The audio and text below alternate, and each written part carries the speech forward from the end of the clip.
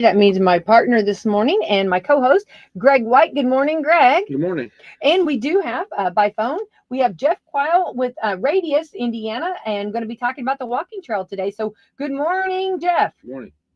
Good morning, Becky and Greg. Hello to you as well. It's a chilly morning here in Indiana. What's going on? Who turned the air on? Yeah, we're back to March. Yeah. Not complaining, Or just April. explaining, okay? March or April weather. Yeah.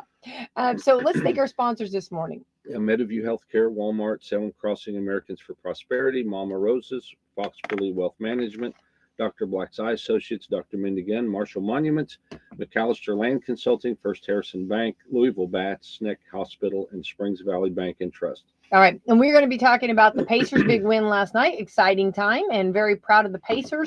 Also, just gave tickets away. They came in the studio this morning. Susan Zollman and Libby Holland picked up their Indianapolis 500 tickets. Are going to be going racing on Sunday. So, both of them first time going. So this should be a lot of fun for them. So WSLM very excited about sending a couple of new people to the racetrack here in Indiana to get an opportunity to see the Indianapolis 500. What a great sight to see! Yep, it's a fun. It's atmosphere. a spectacle. It is. Some say it's the greatest spectacle. I think so. All right, Jeff, let's get back to you. Speaking of great things going on here in Indiana, let's talk about what you got going on. Tell us a little about yourself and what you do with Radius, and a little bit about Radius. Well, Becky, Radius is a regional nonprofit economic development corporation. We were founded back in 2009 to try to help 8 counties around southern Indiana with their economic development needs. And that includes Washington County. And near Washington County, it also includes Crawford, Orange, and Lawrence. And a little further west, it includes Davies, Greene, Martin, and Du Bois. So that's our 8 counties, all very rural, all a beautiful part of the state. As you know, we've got the hills, we've got the rivers, the streams, trees, forests, a lot of great things here. A good place to live and raise a family. Okay. So Radius has been working at this since 2009. We do the primary thing we've traditionally done is to go out and tell business advisors and businesses from other parts of the U.S. and even around the world about our region. And we invite those folks, if they're thinking about starting a new business location, we invite them to come and think about the communities we have. I know a lot of our communities are perfectly primed to host a new business, to offer the workers and the hospitality and the kind of environment that's very pro-business. Right. Jeff, go ahead. Do you find that a lot of business owners, do you find like it's hard to find sometimes employee or like those to employ? Do you feel that have you had a lot of degree of difficulties of that, or has that been kind of a challenge a little bit? You know, in my career in economic development, that has turned into the number one question companies ask. Right. Where will I find my workers? Right. 15 years ago, it was questions about, what are your tax rates, or how good are your roads, or are your utilities going to supply everything I need? Those are still questions folks ask, but first and foremost, it comes down to where can I get workers? Are you going to have them? Are they trained? How do I keep them? And so we have some programs we try to offer to help companies feel comfortable with the ability to move here. And we also point out to them that a lot of our communities, take Salem and Washington County, for instance, you've got workers right now who are employed, but they're working outside the county. They're driving down to Louisville or Jeffersonville or to Albany.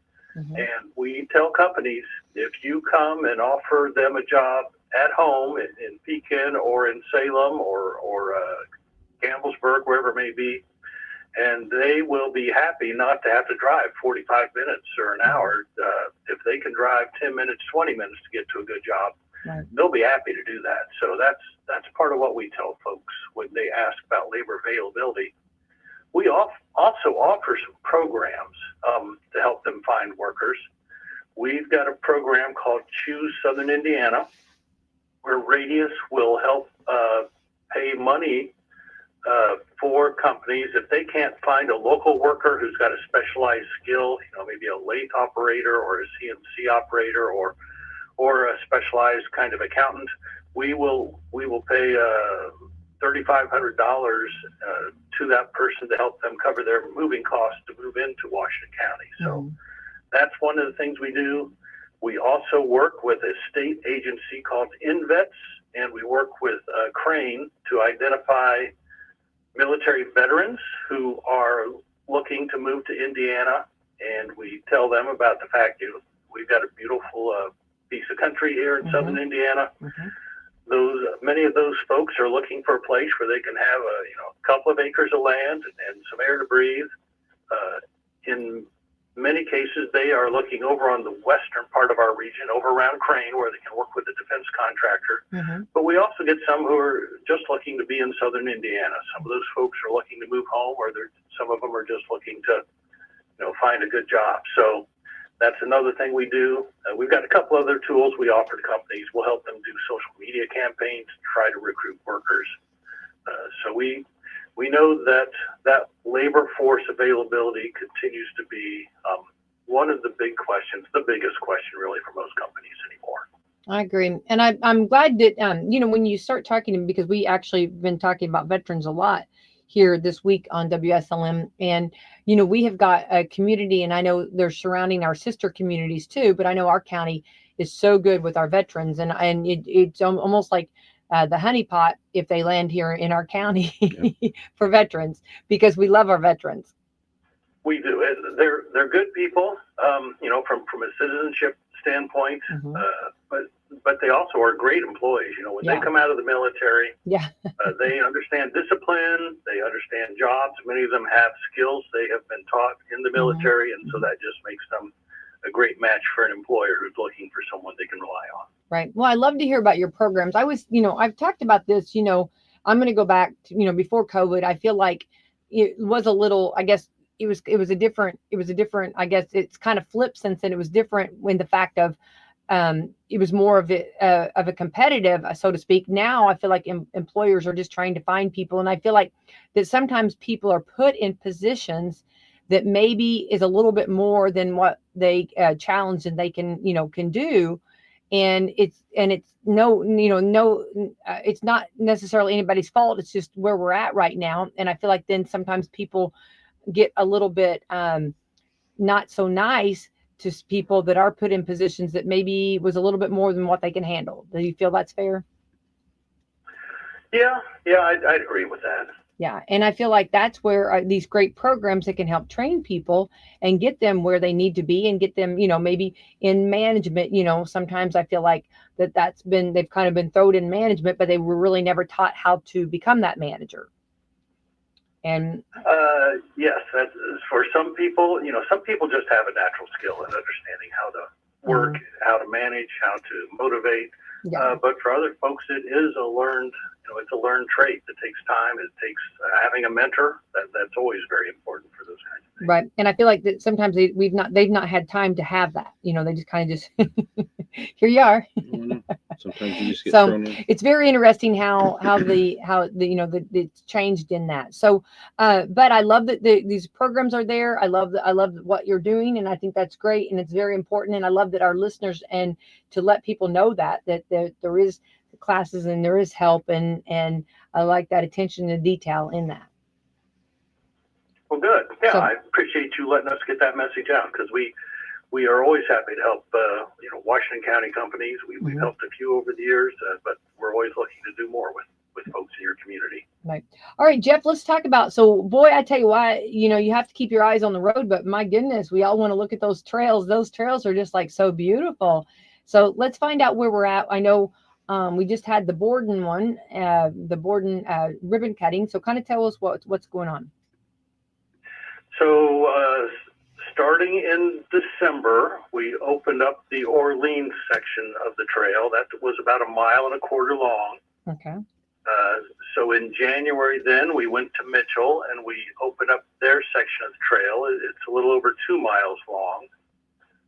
In February, we were there in Salem, and we had the dedication of the boxcar at our trailhead site, that big bright blue boxcar that's sitting there just off of Main Street.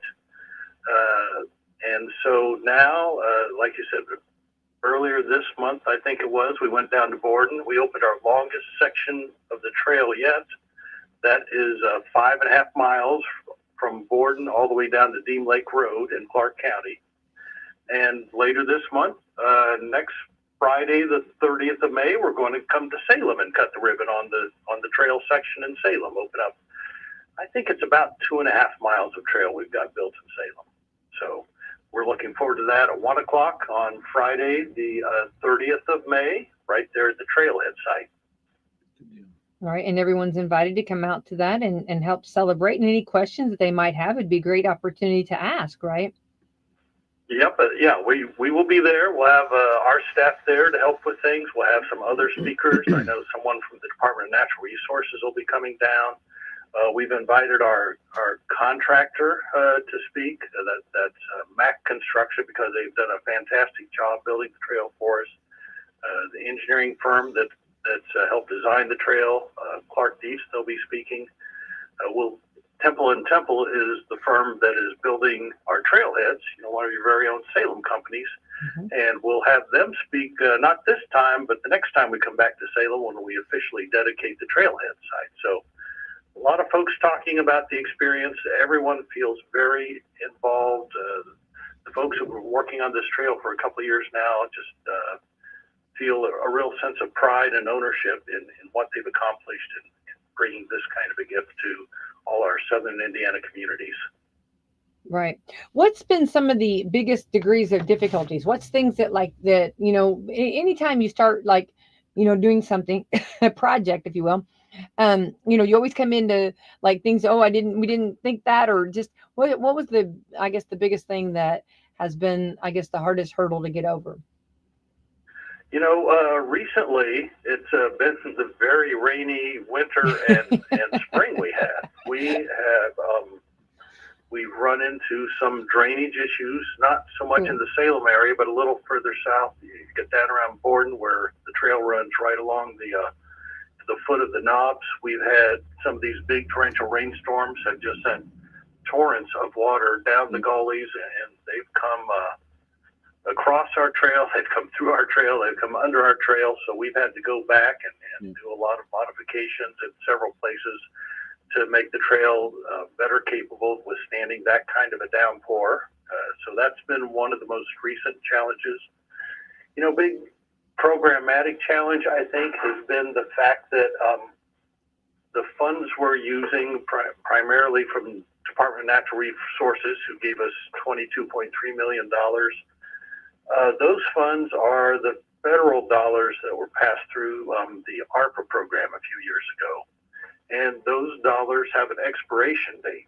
So we had to make sure we got all our work done, I think by the end of 2026, which we're going to accomplish easily because we've had such a good team handling this for us. But, in the very beginning, we worried that we wanted to make sure we got everything done in time. We've had, in Salem, we've really not had too many problems. Fortunately, I'll knock on wood right now.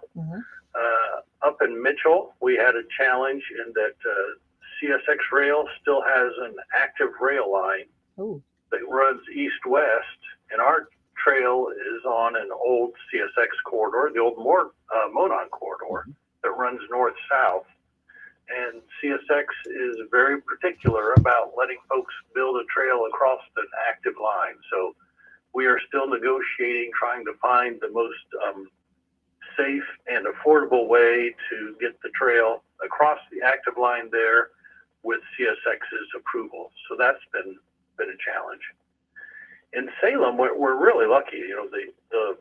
When we acquired this rail corridor from CSX under this rail banking process, the place where we're building the trailhead right there at Main Street, Main and Small, that was the old depot location. So the trail, the land we acquired was wide enough we could put a trailhead in. But we've had other communities where we just didn't really have an easy way to shoehorn a trailhead into the downtown of the community the way we wanted to. And when we went to New Pekin, for example, we were very fortunate. The town was very good to work with. They let us use a portion of the town hall property and a portion of the town hall parking lot. They gave us the right to use those properties so we could build their trailhead. And so those are some examples of things we've had to work with. But every time we turn around and find a problem, we usually find someone who's got a good idea or a willingness to pitch in and help. And so it's kept things on schedule.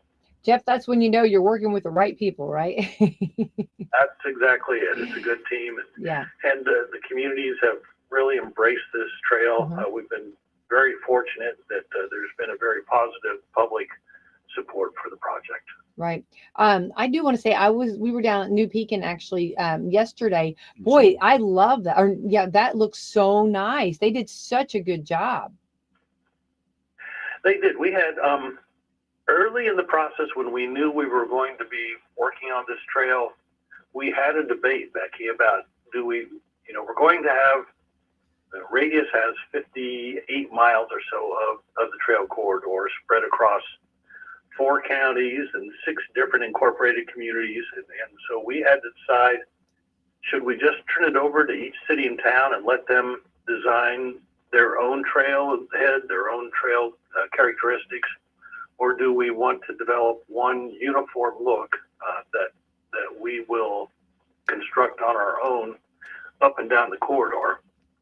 And we settled on that latter. We said, let's make the trail have the same standard of appearance, in every community. We want to use the same kinds of materials, the same kinds of colors, the same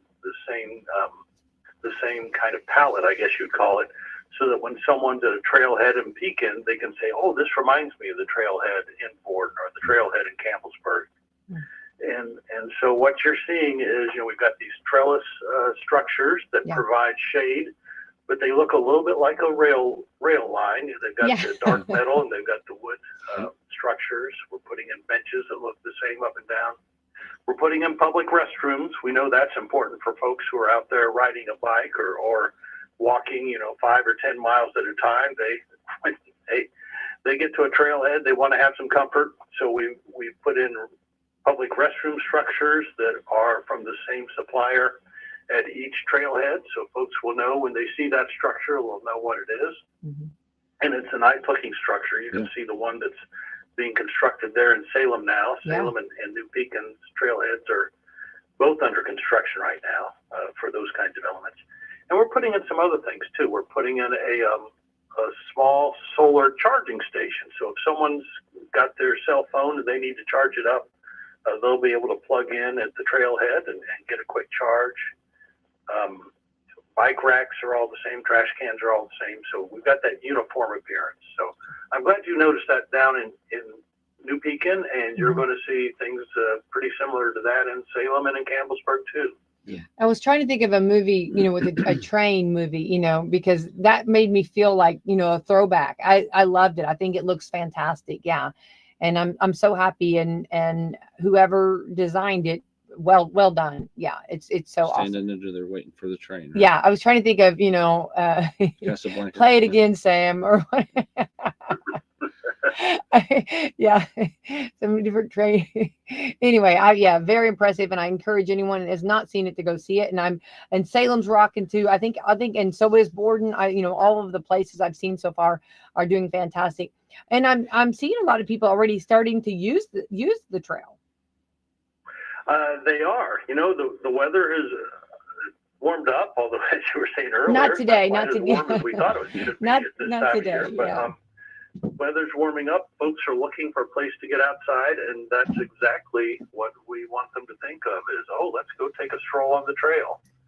We, in the very beginning, we said if we've got a limited amount of money to build the trail, the very first step we want to take is we want to build a portion of the trail in every city and town we've got. So the local folks are going to be the first ones to get the benefit of having a nice paved trail they can go out and walk on, ride their bike on. They can meet their friends. They can push strollers, whatever they want to do, but get some fresh air, get some exercise, and take advantage of this piece of infrastructure. Yeah, I agree. And I think, and I've seen a lot of people, I like people out. I like to get them moving. And that was something that, we had we had railroads, and the railways for years. And then whenever, that, stopped, it's like, what do we do with all this? And it's such a awesome, that we can actually make this where people can walk them and they can get out and move and maybe visit areas and even walk, from point A to point B, Yes, absolutely. or ride their bike. Mm-hmm. What you said at the beginning of your comment there about when we had the railroad, we still hear folks in most communities. Some of the older folks will say, "I remember when I was a little boy or a little girl, and my mom and I, or my dad and I, we would get on the train and we'd ride to Louisville, or we'd ride the train over to Cincinnati to see a ball game." I mean, Mm-hmm. folks. Some of those folks of that generation, they still have memories of when the train was the way you got around. Mm-hmm. You didn't get in your car and drive. You didn't go to the airport and fly. You would be there right in your hometown. You'd hop on a train and sit down, and it would take you to someplace far away. Yeah. And those are great memories, and, my dad for years would always launch the moan on here on WSLM. And, we always talked about trains, and I think everybody loved trains. I don't think there's any, I think there's so many that do love them. And I think it's so awesome though, that since we don't have them anymore, we've taken that, if you want to call it that, loss and made it into something grand and great for everybody to utilize. That's what we've tried to do. And as you said earlier, we've tried to make the trail remind people of that with the trailhead kind of features. Mm-hmm. And we're trying to preserve as many of the artifacts left behind as we can. So, there's the milepost, there's some of the signal towers. We've had vandals, and we've had scavengers who've kind of come in and stolen a lot of that away, which is a real shame. That is sad. Mm-hmm. Maybe a bad comment on some elements of society, but there's a lot of that left, and we are asking our contractors to do things to freshen those up and preserve those, so that when folks are out there on the trail, they'll see something that reminds them, oh, there was a time when that signal post would tell a train they needed to slow down because someone else was already at the station. And we first began this back in 2021. We started talking to community leaders about the trail when we had a feeling we were going to be able to acquire this rail corridor. And our design team went in and they talked to folks from Borden, from Salem, from Mitchell, Orleans, from many of the communities, and said, we're thinking about what our color and design pattern should be for the trail. What's the template we want to have? Mm-hmm. They told me they thought it was going to be all about the railroad. They went in expecting that they were going to develop, red and black color scheme because that's what the old Monon rail colors were. And people said, we remember the railroads and we respect that and we love it. We also just love how beautiful Southern Indiana is. We love the hills, the fields. You can go out in the summertime and see those acres and acres of green and the hills, the forest. And that changed, that had an impact on some of our design expectations for the trail. That's our logo, for instance. It's got a lot of different green colors, shades of green in it. Mm-hmm. It was the red and black because of that feedback we got. Right. Well, and if you kind of remember in the very beginning, I think it was kind of hard for everybody to get their head wrapped around exactly. You had a vision, and I think, Jeff, it just took us a little while to get where you were at in your vision. And now that, we're also like, show me, we're not Missouri show me state, but, we are kind of a show me people. And then once we've seen it and seen, how nice it is and now realize what an asset it is to our community and for people to maybe, let's go years ago, we would walk the railroad tracks and, that was supposed to be a big no, don't do that. But, every one of us did that from time to time. But it's kind of cool now that we can walk and show our family, kind of like different areas and also kind of get from, get to see the scenery. I've had some folks say, I can think of a fellow down in Borden and one up in Orleans who told me, I wasn't sure about this project when it all began, but it has really turned out better than I expected is what they've told me. And so just what you're saying. Seeing something on paper, hearing someone, talk about it, watching a slide up on a screen, those are one thing. But when it's tangible, when you can actually step on the trail and you can actually get out there and go for a jog and breathe the fresh air with trees all around you, that is when it is impactful, and that's when it really hits you that this is a good thing for the community. And we think the next step is, this is the appearance element, and this is the health element. But the next element we really want to work on is that economic development element. We're working with, we're trying to really support the idea of there can be new businesses that will decide to open up in a Salem or a Borden or a New Pekin, because there's going to be more people outside and on the trail, and that's both visitors and local people. So we are working, we've hired a person to develop what we call a regional Main Street, so she can provide support for every community that wants to promote their downtown businesses and encourage visitors to come. We're getting ready to open up a pitch competition this summer. We're going to go out and tell folks we'll have cash prizes. We challenge you to come up with the best idea you can for a new business that's trail related that you want to open up in one of our communities. And if it's, we'll have a panel of judges, and they'll listen to your pitch and your idea, and we will hand out some cash prizes that will hopefully help folks come up with their idea of how to open a bike shop, or how to open a bed and breakfast in an old historic house along the trail, or put in, just a cafe that can serve local folks and visitors who want to sit down and sit beside the trail and sip an iced tea and watch the world go by. So there are things yet to come that we think are really going to be productive assets and additions to the communities. We've seen it happen in other communities, and we know it can happen here as well. All right, so let's go back. I'm kind of backtracking here, Jeff. Let's go back. So it starts in Campbellsburg, is that correct, or is it Orleans? I'm sorry. Where's the Mitchell. first? Mitchell.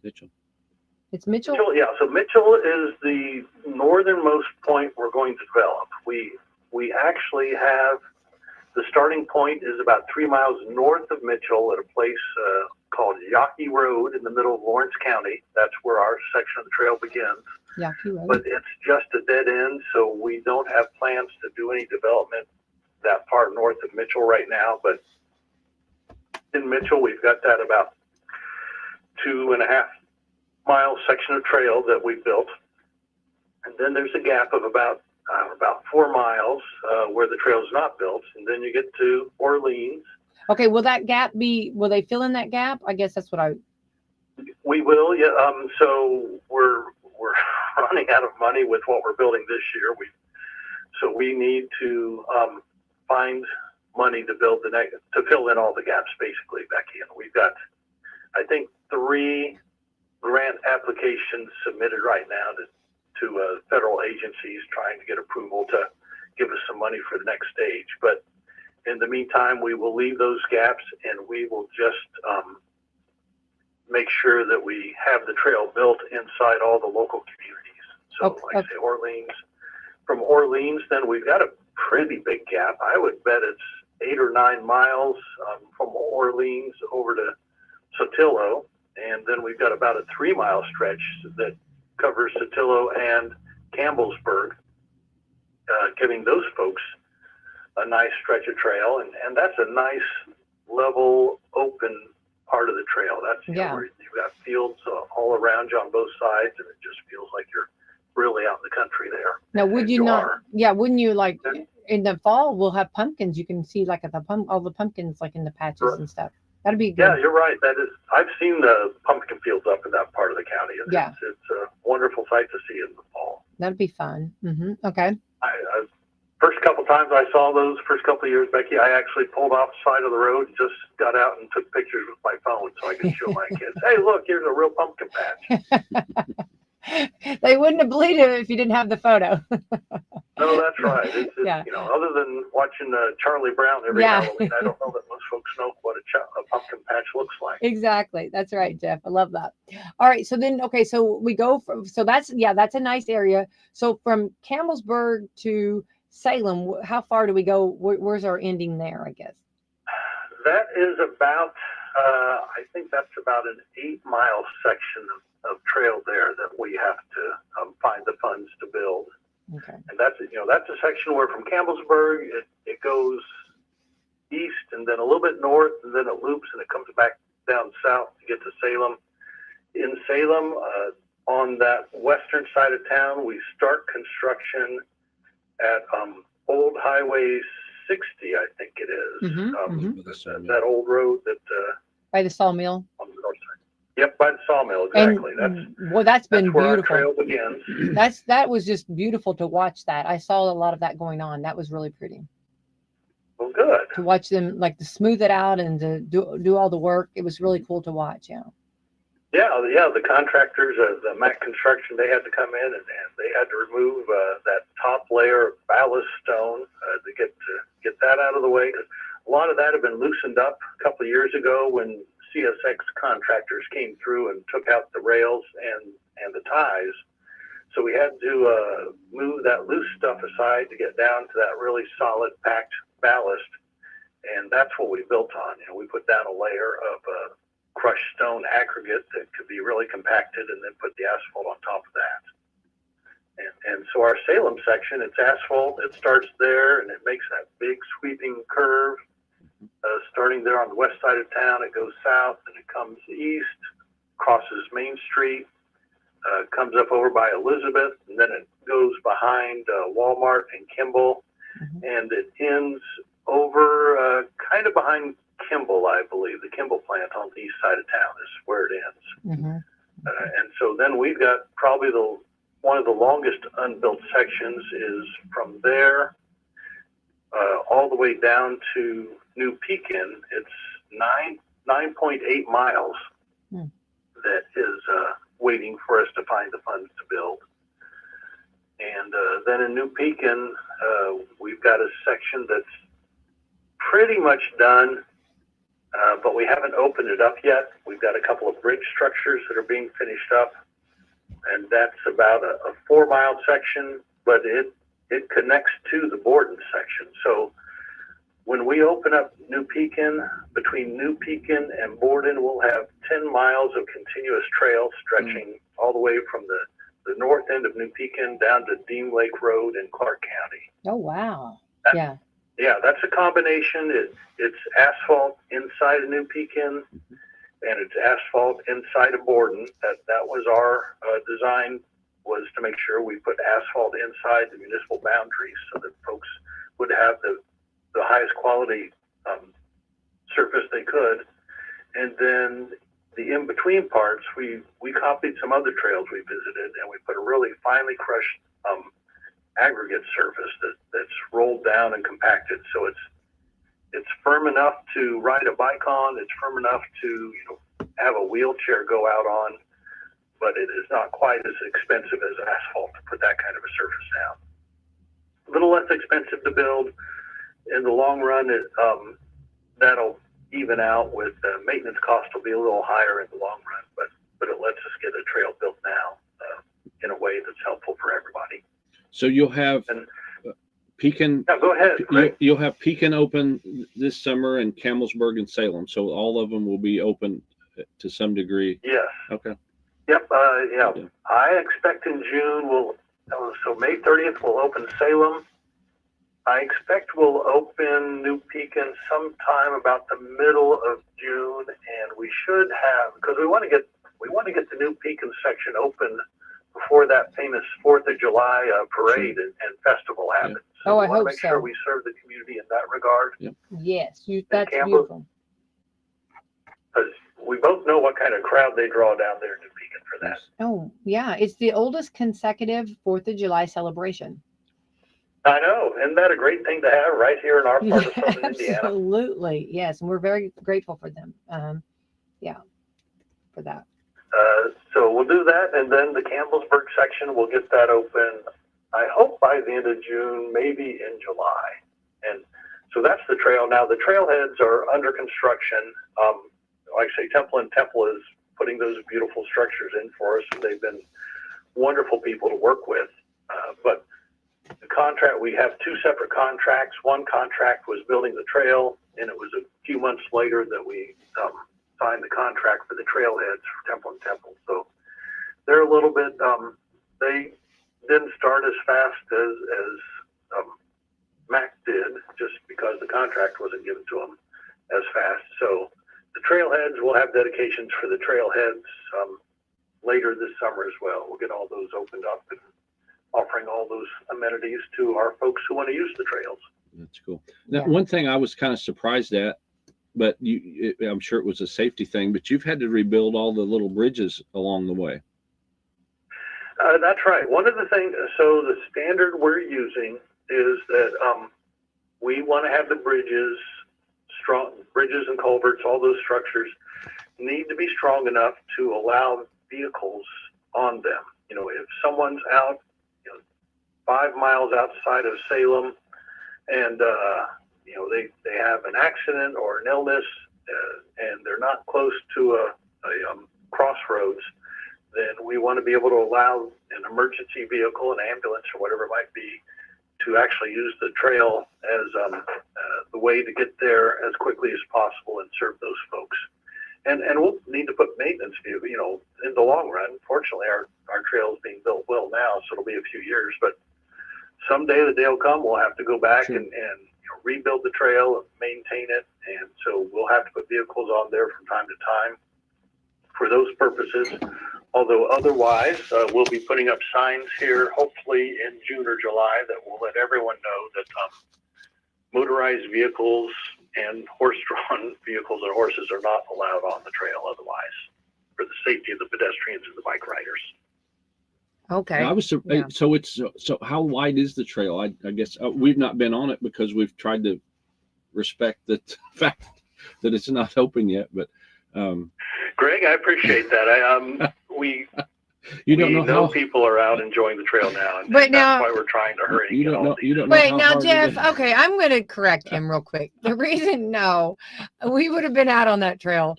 Because we are busting to get on it. We just don't have time. Okay, we have not. I'd like to, to kind of just specify that it's been time. It's not a matter of because we've seen a lot of people, we've heard a lot of people out, and we've been wanting to do it. But, and I'd like to say that we're completely following the rules, which we are trying to, but we're chomping at the bit to get up, walk on those. But it's been time, I think, more so than what he's.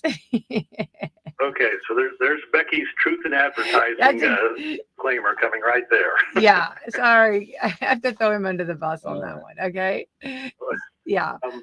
Because I think everybody, it's there and it's exciting. That'll be the title of my autobiography, My View from Under the Bus. Well,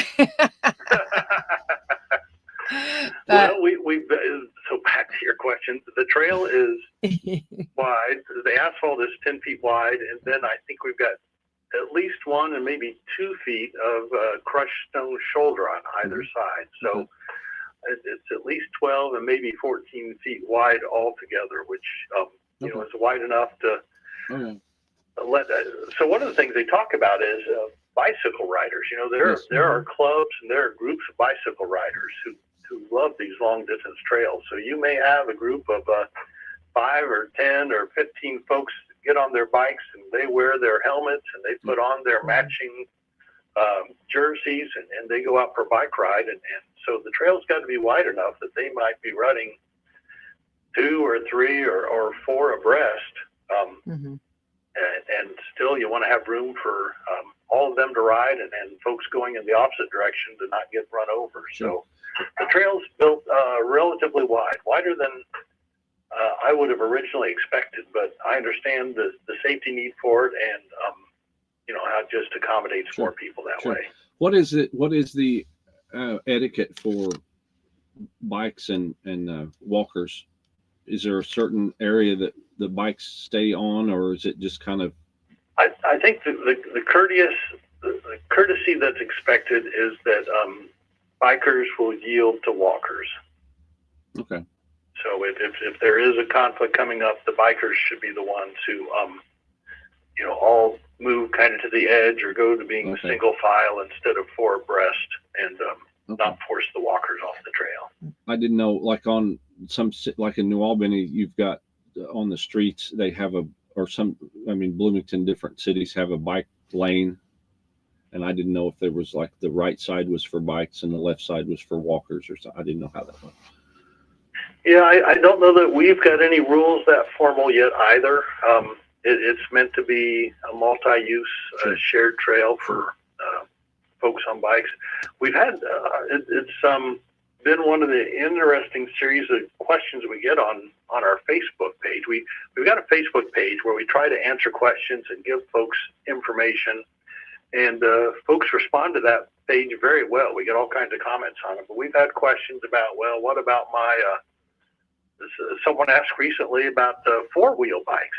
Can I ride a four-wheel bike? And I had to look it up and find out what a four-wheel bike looked like. It's kind of like a mini golf cart. It might be two people side by side, both pedaling. And so we're still working out some of the rules on things like that. We want there to be golf carts themselves won't be allowed because they're so much bigger and heavier and wider than pedestrians or bicycles, but something that's not too fast, that's not too heavy, that's not going to dislodge other users on the trail.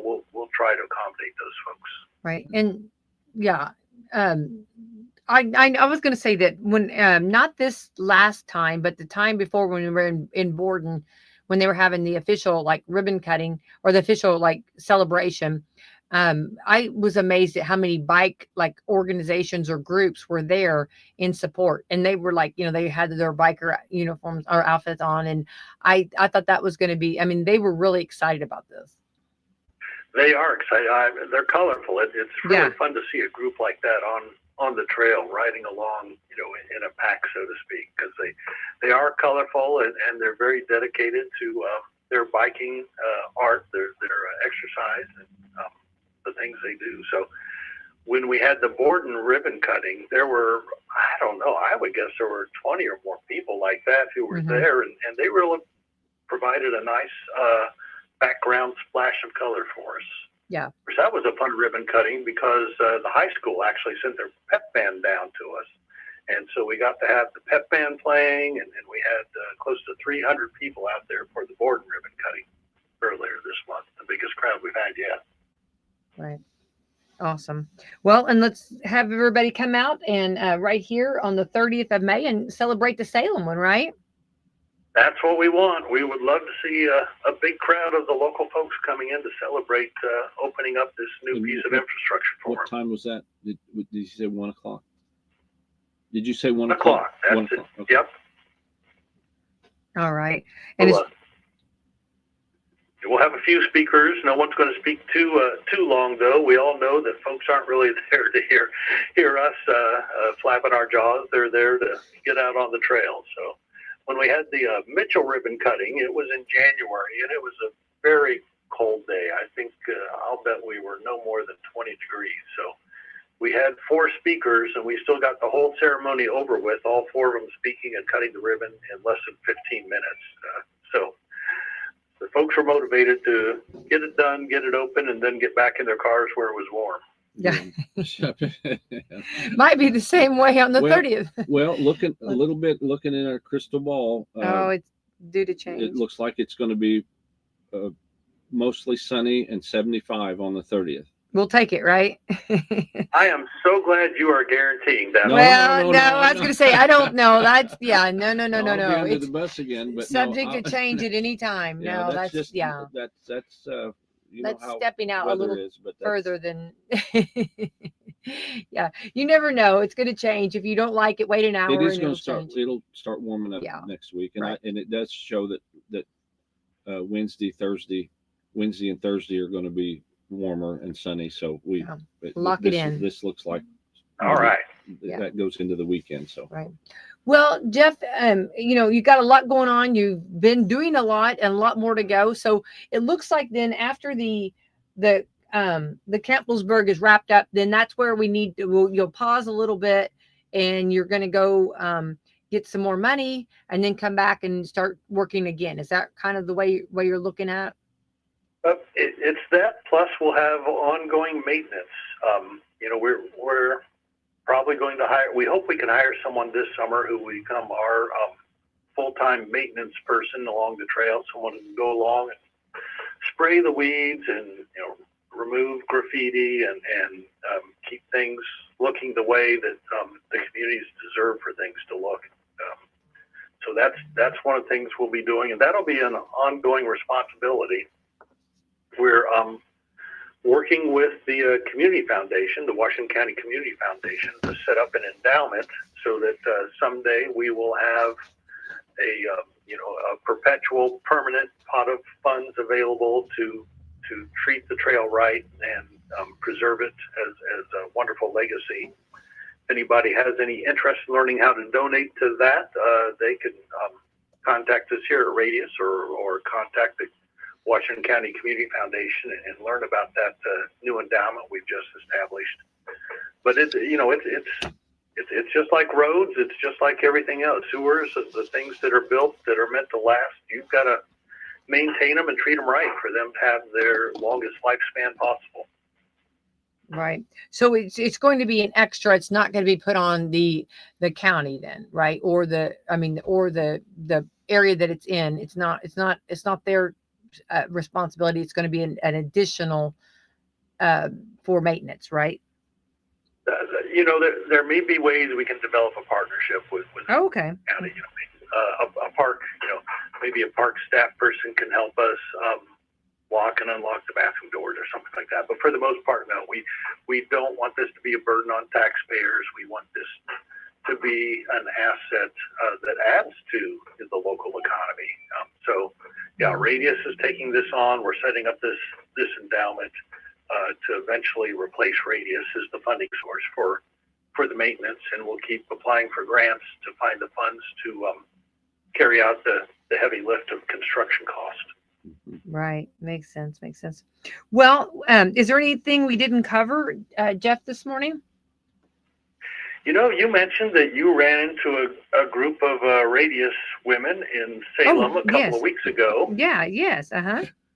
And that is a program we developed about 5 or 6 years ago now, the Women in Economic Development Leadership Program. We recognize that since my days as a young economic developer, the business of economic development has changed, and there are more and more economic development professionals coming in who are female, and we felt that it was important for them to have a network of peers, folks they could talk to so they could learn, how to handle problems, what the tricks of the trade are, mm-hmm. how they could be better at economic development in their communities. So this program is something we've had for several years. And one of the things they do is they go around the region. Every couple of months, they will take a trip to another community to learn about a place like Salem. So we had a group of a dozen or more women who were in downtown Salem. They visited the apothecary because it's a woman-owned business. That is a wonderful asset on the square there. Mm-hmm. They talked to her about being a small businessman. They learned about some of the economic development activities going on in Washington County. They did their networking, and so we were glad they got over to Salem, and I think they got to go visit the trailhead as well. Mm-hmm. So that's the kind of thing we want to do to help build up the capability of our economic development staff people here in Southern Indiana. Right. Well, that's awesome, and I appreciate that because, I talked with one of them, and then I was in a meeting, and so I had to get back to. But they said they were with Radius, and so we didn't get to go any further. So I appreciate you letting me know, Jeff. That was they were pretty awesome, and it was nice to see new faces and see people enjoying our community. I love that.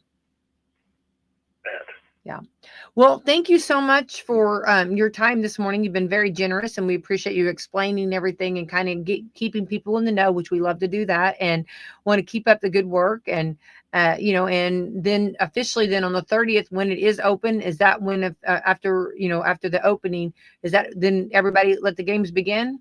Again. Let the games begin. Folks Okay. are welcome to go out on the trail, walk it, run it, jog it, ride your bike on it. Get as much value out of it as you can. And we will look forward to seeing people out there. We encourage folks to post pictures on social media, let everyone know that Salem has a new section of trail, and encourage other folks to come visit. Love that. Love that. All right. Sounds great. All right. Well, thank you, Jeff. Have a beautiful day and a happy Thursday to you. And thanks for giving us some great information there.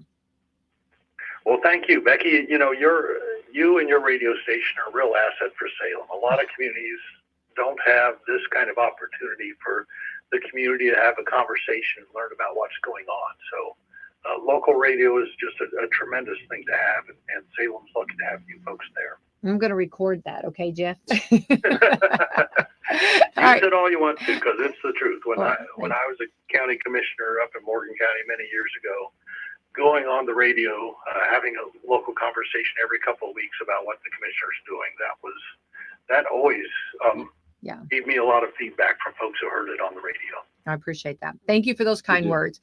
All right, Jeff, have a beautiful day, hon, okay?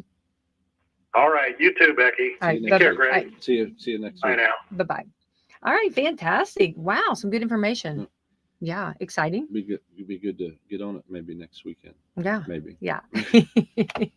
But But not before. yeah, I didn't actually know that we weren't supposed to. Okay, I just thought, I get that and I understand that, but I just thought people were getting their gas-powered vehicles on it. yeah, I think that No. that's a big no. All right, let's see today. Real quick. Well, first of all, let's talk about the Pacers last night. They were behind and came back and tied it up and went into overtime and won by a couple points. And they were down 17 with 14 and then 14 with a little more than 3 minutes left. And I thought, this is going to be the end of it. And I fought to try to stay with it, but they did win, and 3-point win. And they have 7 games. They have to the best of 7. So they'll play again tomorrow, and we'll have that on the radio. And let's see, get that time. I'm gonna have to put my lucky shirt on again. And you can't wash it. You got to keep it. I know. You can't wash it. Yeah. Wait till we play all 7. It might be There's different piles. There's this can be worn again. Yeah, this is not too bad. You got to do the smell test. Yeah, that's right. That's why they make refresher or perfume. Fabric spray. Yeah. Well, they played 8:00 again tomorrow night, and it's still in New York, and we'll have the pregame on about 7:30. Then they'll play again in Indianapolis on Sunday night. Yes. Which is going to be a busy time for Indianapolis. Oh yeah, Sunday it's going to be. It's going to be like, can you imagine parking? Yeah, like but Indianapolis handles it. I applaud them. They always handle it. There's always like several huge things going on in Indianapolis, and whatever kind of I don't know what they do, but they do it. They handle it. So they've got to play at least. I think if Indiana was to win 4 games, I think that would pretty much seal it. We could do it. Yeah. And then they would go on to face whoever's playing out west. I don't know who's in that. Let's see if we can find that out. The Western Conference, I'm not sure. Well, we'll stay tuned on that. So we got a few more games. We got to get under our belt first. And then the Reds start playing the Cubs today. Oh, I'm sorry, tomorrow, 8:40. Yeah, we or got a lot of for that. We people got going to that game. Mm-hmm. Then Sunday, and I think they play Monday as well. And then Friday, Saturday, and Sunday, and then Monday they start playing out in Kansas. All right, saddle up. Put your Indiana Pacers jersey on, your Cincinnati Reds, and if you got an Indy 500. Indianapolis 500. Yeah, Indy 500. All right, so that's coming up this weekend. And a big thing they're going to do tomorrow, the Oscar Mayer Wienermobile. There's going to be all 6 Wienermobiles up there, and they're going to race them on the track. I guess it's on the track. It might be I don't know where, but we'll find out. My baloney See. has a first name, or OS. Wait, see, wait, hang on. My baloney has a first name. It's OSCAR. Yeah. Right. But I was thinking, There's not a bologna wagon, but yeah, I know. But I was need a trying to think of the bologna hot wagon. dog. What was the hot dog? Is there a hot dog one too? I wish I was an So Oscar Mayer hot wiener. That is what I truly like to be. So if I was an Oscar Mayer wiener, everyone would be in love with me. Yeah. Not And heard then- that one forever. And then anyway, it's called the Weenie 500. Hey, love it. Love every bit of that. That's probably 500 feet. I don't think they're going to go 500 laps. You know what? I have no, if they want to go that and they want to do that, I'm here for it. I am that person that's here for it. I will be that person when everybody else leaves the stand because it's midnight. I'll be that person sitting there waiting to see who crosses that finish line first. Because if and I don't mean to be, but like the Wienermobiles, the wieners are on top, right? The hot dogs are on top of the Wienermobile, right? It is a weenie. I know, but Yeah. are they kind of like in like sticking out there? So Yeah. I guess you'd have to find the one. I mean, it's like a horse race. Like the one that actually crosses the finish line would have the one that like sticks out there. Yeah, Right. By a nose, By a wiener. by a tip. I don't know. I won by a wiener. By an inch of a. I don't know. It's too many things you could do with that. We All right. better not do any of them. Yeah, I know. No. Any of them. Now, I assume they're all the same size. Well, that's what. See, that's. Did I they don't have a think you foot should long? assume that. If the Foot foot long- long's going to win. I know. What's He the can- van he- camp? If you have a van camp? The Don't even get the me Vienna started. sausage. The Vienna sausages. Remember we started. What is that goop on the Vienna sausages? What is that little goop that is on there? meat, I don't know. Meat tallow. I don't know. I don't know. I just need to know what that is. I don't know, but I need to interview somebody from there and find out the what that sausage stuff is. council. He would know. Yeah. Uh, So I mean, sure, there's going to be the mobiles are different. They're not going to be the exact same. So yeah, you're going to have different, and you're going to have some that are heavier. Right? The brat, maybe. The brat. No, I The- don't think. The I don't think- cocktail wiener. With the wiener and cheese. I don't know. Okay. Stuff, oh man, remember when they came out with the stuff? That's what I'm saying. Yeah, they did. Yeah, they did. Yeah, Yeah. they did. Yeah, they did. All right. The turkey wiener mobile. Oh, love that. Well, all right. COVID put a kibosh on turkey dogs. I know. Yeah, they did. Yeah. I mean, well, what did put a they lot- just all of a sudden quit making them? Well, they have a few out there. All right, we're on to the 22nd day of May. Today is, I didn't understand this. So Bitcoin Pizza Day. Bitcoin Pizza Day. So is that where you buy pizza with your Bitcoin? Bitcoin so. Pizza Day. I don't know. Canadian Immigrants Day. International Being You Day. Being you. International Can't be anybody else. You are you. I'll just be me. You under are the bus. only you. I'll be under the bus. Stop. I'm if joking. you're going to tell him the real reason why we haven't walked that trail is because of time. We've just been busy. That's not, now, we have talked about it. We didn't say, oh, we can't do it. Oh, today commemorates the first day that cryptocurrency was used to buy a product in the real world. And it was pizza. Apparently so. I love that. Well played. Well done. International Chardonnay Day. International Day of Biological Diversity Day. Ooh, National Buy a Musical Instrument Day. Can I buy a new guitar? Can I buy another guitar? Sure. National Craft Distillery Day. National Solitaire Day. National Vanilla Pudding Day. Okay. Saw someone yesterday take it almost looked like a Picasso, like an art, like paint. She took, no, it was really cool. She had banana pudding. No, or was it vanilla? She had vanilla pudding, chocolate pudding, and tapioca pudding. And she had it laid out. It almost looked like an art piece. And then she mixed it all together. And she said, I'm not judging. I don't mind that. I just thought it looked really good though. Red Nose Day. Okay. Love that. Sherlock Holmes Day makes me Yeah, want to there watch. you I go. love Sherlock Holmes. There's the third one's supposed to be coming I'm sometime. excited. I don't think this year, but not this year, but maybe next year.